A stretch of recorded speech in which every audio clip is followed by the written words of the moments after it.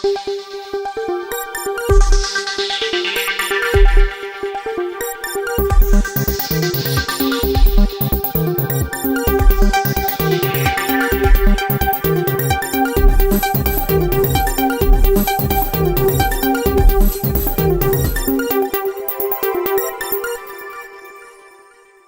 राष्ट्रीय महासचिव और विधानसभा एक प्रत्याशी कैलाश विजयवर्गीय ने मीडिया से चर्चा की है।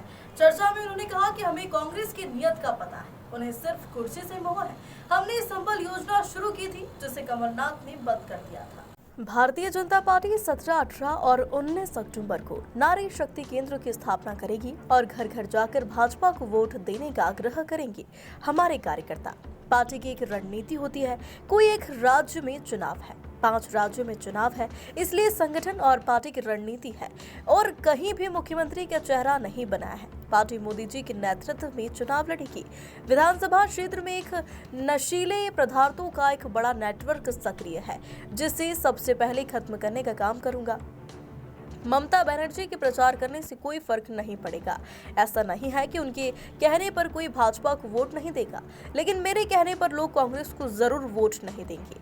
कांग्रेस की लिस्ट जारी होने पर विजयवर्गीय ने कहा कि जिस तरह से हम त्योहारों पर लाइट की लंबी झालर लगाते हैं, उसमें अधिकतर बल्ब फ्यूज होते हैं। ठीक उसी प्रकार ये कांग्रेस की लिस्ट भी फ्यूज बल्ब की तरह है।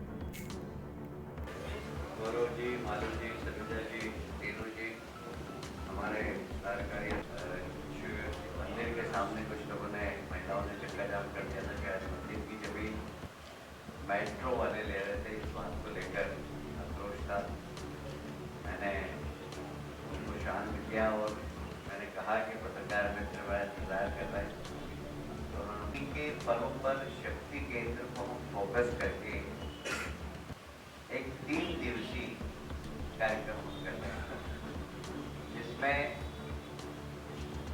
शक्ति केंद्र के कार्यकर्ताओं की एकता, घर घर जाएंगे और इस शक्ति के पर्व में संकल्प लेंगे, विजय का संकल्प। कार्यकर्ता भी लेंगे और जनता से भी संकल्प लेने का आग्रह करेंगे, क्योंकि हमारे देश के प्रधानमंत्री नरेंद्र मोदी जी ने जिस प्रकार देश में गरीब कल्याण की योजनाएं प्रारंभ की है, राज्य की सरकार और केंद्र सरकार ने संयुक्त रूप से जिस प्रकार नारी सम्मान और महिला सशक्तिकरण की चिंता नहीं की। आपको याद होगा, कमलनाथ जी की सरकार थी और मुख्यमंत्री कन्यादान का योजना का पैसा भी सरकार ने जिन बेटियों की शादी हुई थी उनको नहीं पहुंचाया।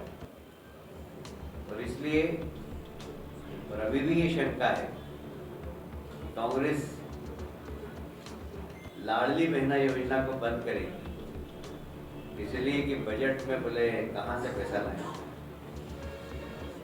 और इसलिए हम सावधान करेंगे, घर घर पे जाएंगे, गलती से भी कोई कांग्रेस को वोट नहीं दे, क्योंकि भारतीय जनता पार्टी हमारे प्रधानमंत्री नरेंद्र मोदी जी के नेतृत्व में गरीब कल्याण, चाहे वो प्रधानमंत्री आवास योजना हो, चाहे प्रधानमंत्री आयुष्मान योजना हो, चाहे प्रधानमंत्री उज्ज्वला योजना हो, ये सब योजनाएं गरीबों को समर्पित है। और हमने गरीब वर्ग के अपलिफ्टिंग के लिए योजनाएं की। किसी जो गरीब है, जिसकी जाति गरीब है, उसको अपलिफ्टिंग करना। और इसीलिए आप देखेंगे प्रदेश की योजना हो या केंद्र की योजना हो, उसमें हमने फोकस गरीब को किया। और यही कारण है कि पिछले दिनों नीति आयोग ने अपनी रिपोर्ट में बताया है कि इन 9 वर्षों में मोदी जी के नेतृत्व में 13.5 करोड़ गरीब लोग अपलिफ्ट होकर मिडिल क्लास में आए। कांग्रेस ने गरीबी हटाओ का नारा दिया, पर गरीबी नहीं हटी। और हमने योजना इस प्रकार की बनाई कि गरीब को गरीबी के आंकड़े से ऊपर पहुंचाने का काम किया है।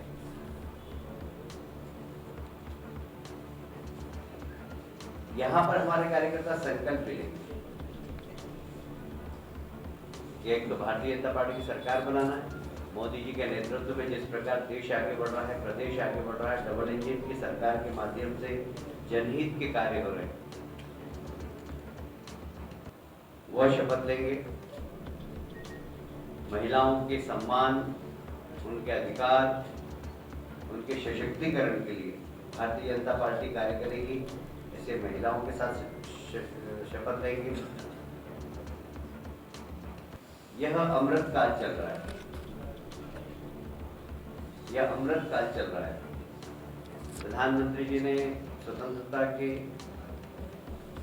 75 वर्ष को अमृत महोत्सव किया था और 75 से लेकर 2047-25 वर्ष में इस अमृत काल में देश को इतना ताकतवर करना है कि देश दुनिया के सबसे ताकतवर देशों की श्रृंखला में आकर खड़ा हो जाए।